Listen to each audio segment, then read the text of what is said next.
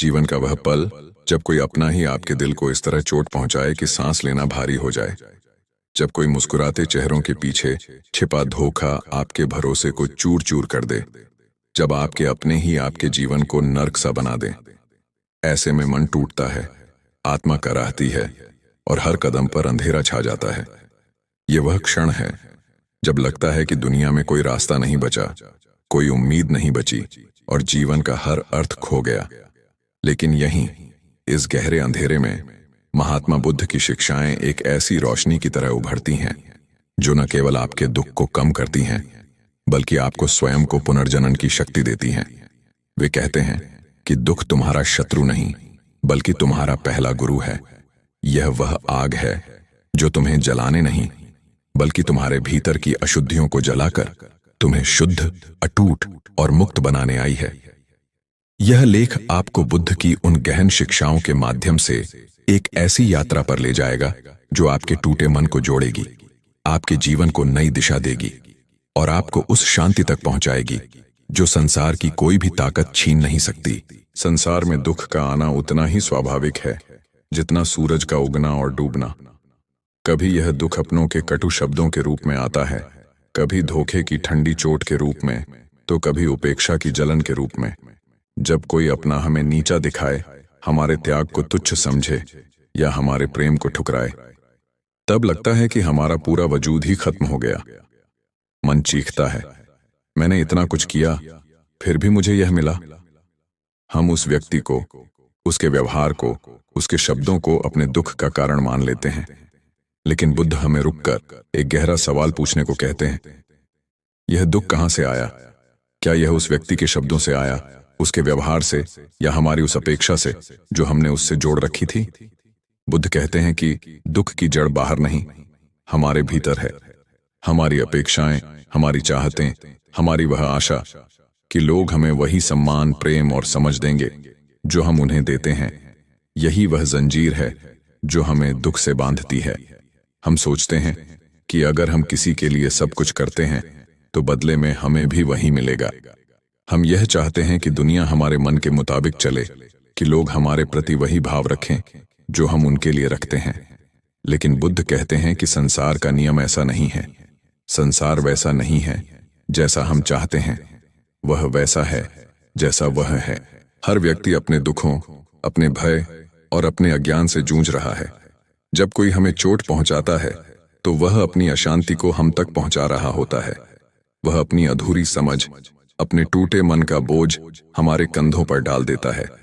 लेकिन बुद्ध कहते हैं कि यह बोझ उठाना तुम्हारी मजबूरी नहीं, तुम्हारा वेबर है। जब तुम यह समझ लेते हो कि दुख का कारण वह व्यक्ति नहीं बल्कि तुम्हारी उससे की गई उम्मीद है, तब तुम्हारा मन बदलने लगता है।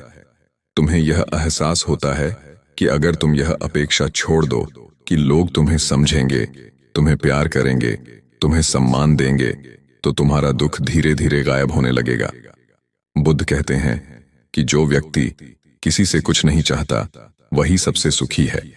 वह शांत है क्योंकि उसने अपने सुख की बागडोर किसी और के हाथों में नहीं दी। उसका सुख उसके भीतर है और उसे कोई नहीं छीन सकता। यह समझ विकसित करना आसान नहीं है। यह एक ऐसी साधना है जो तुम्हें हर दिन चुनौती देती है। लेकिन जब तुम यह सीख लेते हो कि संसार को नियंत्रित करना संभव नहीं बल्कि अपने मन को समझना और उसकी अपेक्षाओं को त्यागना संभव है, तब तुम दुख के उस चक्र से बाहर निकलने लगते हो जो तुम्हें बार बार तोड़ता है। जब कोई तुम्हें अपमानित करे, तुम्हारे चरित्र पर सवाल उठाए, तुम्हारी अच्छाइयों को बुराई में बदल दे या तुम्हारे आत्मसम्मान को ठेस पहुंचाए, तब मन में एक आग भड़कती है। तुम चाहते हो कि उसका जवाब दो, उसे वही दर्द दो जो उसने तुम्हें दिया। तुम चाहते हो कि वह समझे कि उसने तुम्हें छोटा नहीं किया, कि तुम कमजोर नहीं हो। लेकिन बुद्ध कहते हैं कि यह आग तुम्हें ही जलाएगी। अपमान का जवाब गुस्से से देना अपने ही मन को जहर देना है। इसके बजाय वे हमें मौन की शक्ति सिखाते हैं। मौन कोई कमजोरी नहीं बल्कि सबसे बड़ी ताकत है। यह वह ताकत है जो तुम्हें यह समझने देती है कि तुम्हारा मूल्य किसी और के शब्दों से तय नहीं होता। एक बार जब किसी ने बुद्ध को अपशब्द कहे, उनके चरित्र पर झूठे आरोप लगाए, तब उन्होंने शांत स्वर में पूछा, अगर कोई तुम्हें कुछ दे और तुम उसे ना लो, तो वह चीज किसके पास रहती है? वह व्यक्ति चुप हो गया और बोला, देने वाले के पास।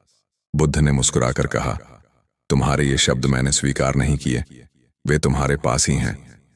यह मौन की जीत थी। यह वह कला है जो हमें सिखाती है कि अपमान को अपने आत्मबल में बदलना है। जब कोई तुम्हें नीचा दिखाए, तो रुक जाओ, सांस लो, पूछो, क्या यह सत्य है? अगर हां, तो उसे सुधारने का मौका लो।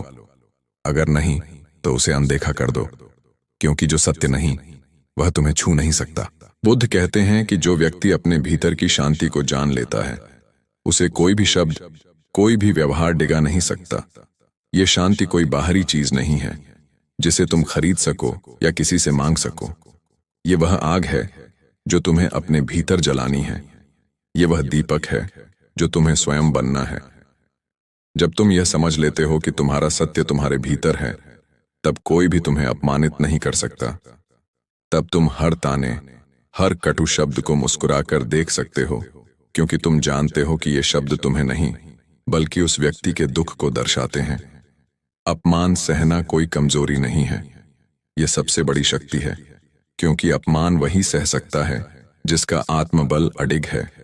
जब तुम अपमान के बीच भी शांत रहते हो, जब तुम तानों के बीच भी मुस्कुराते हो, जब तुम उपेक्षा के बीच भी प्रेम देते हो, तब तुम संसार को हरा देते हो। तुम उस ऊंचाई पर पहुंच जाते हो जहां कोई तुम्हें गिरा नहीं सकता। यही बुद्ध की दृष्टि है। यही वह मार्ग है जो तुम्हें सिखाता है कि हर अपमान, हर ताना, हर कटुता तुम्हारे आत्मबल को और मजबूत करने का अवसर है। सबसे गहरी चोट तब लगती है जब अपनों से धोखा मिले, जब माता पिता तुम्हारे त्याग को न समझें, जब भाई बहन तुम्हें नीचा दिखाएं, जब जीवन साथी तुम्हारे प्रेम को ठुकराए, या जब बच्चे तुम्हारे बलिदानों को कमजोरी समझें। तब लगता है कि जीवन का कोई आधार ही नहीं बचा। मन चीखता है, मैंने इतना कुछ किया, फिर भी मुझे यह मिला। परिवार वह जगह है जहां हमारी अपेक्षाएं सबसे गहरी होती हैं। हम चाहते हैं कि हमारे अपने हमें समझें, हमारे दर्द को देखें, हमारे प्रेम को स्वीकार करें। लेकिन जब ऐसा नहीं होता, तब हमें टूटने के बजाय यह समझना होगा कि वे भी अपने दुखों, अपने भय और अपने अज्ञान में फंसे हैं। बुद्ध कहते हैं कि परिवार वह जगह है जहां सच्चा ध्यान शुरू होता है। बाहर के संसार से बचा जा सकता है, लेकिन अपनों की चोट सीधे आत्मा को चीरती है। जब कोई तुम्हारा अपमान करता है, तुम्हें अनदेखा करता है, या तुम्हारे प्रेम को तुच्छ समझता है, तब तुम्हारे पास दो रास्ते हैं। एक, तुम भी चीखो, लड़ो और उसी कटुता का जवाब कटुता से दो। दूसरा, तुम रुक जाओ, भीतर झांक कर देखो और यह समझो कि यह कटुता उस व्यक्ति के अपने दुख से उपजी है। जब तुम यह देख लेते हो, तब तुम्हारा गुस्सा करुणा में बदल जाता है। तुम्हें उनके लिए दुख होता है, न कि क्रोध। सच्चा प्रेम वह नहीं जो बदले में कुछ मांगे। सच्चा प्रेम वह है जो बिना शर्त देता है। जब तुम यह सीख लेते हो कि तुम्हें अपने परिवार से कुछ पाने की जरूरत नहीं, बल्कि केवल देना है, तब तुम मुक्त हो जाते हो। तब तुम्हारा प्रेम शुद्ध हो जाता है। तब तुम्हारा मौन इतना गहरा हो जाता है कि वह पूरे घर को शांति से भर देता है। यह आसान नहीं है। यह एक ऐसी साधना है जो तुम्हें हर दिन चुनौती देती है, लेकिन यही वह मार्ग है जो तुम्हें बुद्ध की तरह अटूट बनाता है। जब अपनों के शब्द तुम्हें चोट पहुंचाएं, जब उनकी उपेक्षा तुम्हें तोड़े, तब रुक जाओ, सांस लो, भीतर झांक कर देखो कि क्या तुम अभी भी उनकी स्वीकृति के भूखे हो। अगर हां, तो यही वह भ्रम है जिसे तोड़ना है। और जब तुम यह भ्रम तोड़ देते हो, तब कोई भी तुम्हें हिला नहीं सकता। तुम्हारा घर, तुम्हारा परिवार, तुम्हारा जीवन तब एक युद्ध का मैदान नहीं, बल्कि एक साधना का मंदिर बन जाता है। बुद्ध कहते हैं कि संबंध तब टूटते हैं जब हम दूसरों को बदलने की कोशिश करते हैं, लेकिन संबंध तब खिलते हैं जब हम स्वयं को बदलते हैं। जब तुम भीतर से स्थिर हो जाते हो, तब तुम्हारे घर में भी शांति फैलने लगती है, क्योंकि एक शांत आत्मा पूरे घर को रोशनी दे सकती है, जैसे एक छोटा सा दीपक अंधेरे को मिटा देता है। जब कोई तुम्हें धोखा दे, जब तुम्हारा सबसे गहरा विश्वास टूटे, जब तुम्हारी मासूमियत का फायदा उठाया जाए, तब मन बदले की आग में जलने लगता है। तुम चाहते हो कि जिसने तुम्हें दर्द दिया उसे भी वही दर्द मिले। तुम्हारा मन चीखता है, यह अन्याय क्यों हुआ? लेकिन बुद्ध कहते हैं कि यह आग तुम्हें ही भस्म कर देगी। जो व्यक्ति धोखा देता है वह पहले खुद को धोखा दे चुका है। वह अपनी अशांति, अपने डर और अपने अंधेरे में फंसा है। अगर तुम भी उस आग में कूद पड़ो तो तुम भी उसी अंधेरे का हिस्सा बन जाओगे। बुद्ध हमें धैर्य और ध्यान की राह दिखाते हैं। वे कहते हैं कि हर धोखा, हर छल, हर पीड़ा एक अवसर है अपने भीतर की सच्चाई को जानने का, अपने आत्मबल को जगाने का। जब कोई तुम्हें तोड़े तब रुक जाओ, भीतर झांक कर देखो कि यह पीड़ा तुम्हें क्या सिखा रही है। यह तुम्हें तुम्हारे अहंकार को दिखा रही है, तुम्हारी अपेक्षाओं को उजागर कर रही है। और अगर तुम इसे स्वीकार कर लो, अगर तुम इसे अपनी साधना बना लो, तो यही पीड़ा तुम्हारी मुक्ति बन सकती है। बुद्ध कहते हैं कि जो ध्यान करता है वह अपने दुखों से नहीं डरता। वह उन्हें गले लगाता है, उन्हें समझता है और उनके बीच से अमृत निकाल लेता है। जब कोई तुम्हारा शोषण करे, जब तुम्हारे साथ अन्याय हो, जब तुम्हारी अच्छाई का मजाक बने, तब एक पल ठहरो, पूछो कि क्या यह वही संसार है जिससे तुम सच्चाई की आशा करते हो? क्या ये वही लोग हैं जिनसे तुम निष्कलंक प्रेम की उम्मीद करते हो? अगर हां, तो यही तुम्हारा मोह है, यही तुम्हारा भ्रम है। और जब तुम इस भ्रम को तोड़ देते हो तब तुम मुक्त हो जाते हो।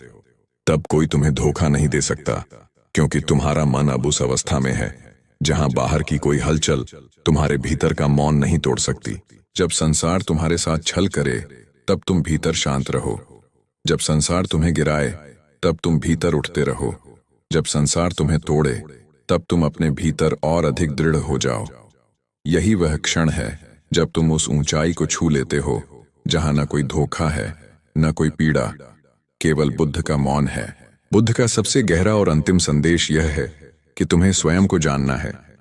जब तक तुम यह नहीं जानते कि तुम क्या हो, तब तक संसार तुम्हें हिलाता रहेगा, तोड़ता रहेगा, जलाता रहेगा।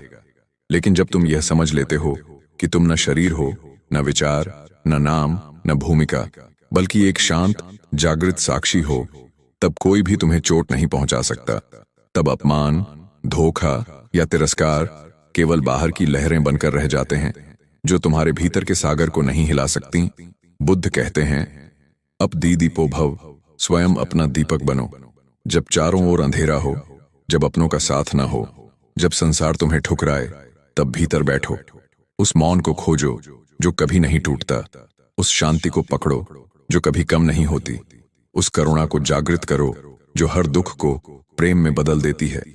यह वह अवस्था है जहां कोई तुम्हारा जीवन कठिन नहीं बना सकता, क्योंकि अब तुम स्वयं के स्वामी हो।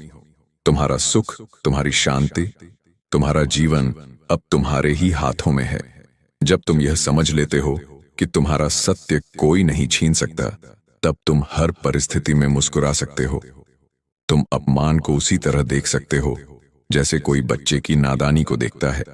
तुम धोखे को उसी तरह देख सकते हो जैसे कोई थकी हुई आत्मा के भटकाव को देखता है। तुम हर कटुता में करुणा देख सकते हो, हर दूरी में स्वीकृति पा सकते हो। और यही वह क्षण है जब तुम बुद्ध के मार्ग पर चल पड़ते हो।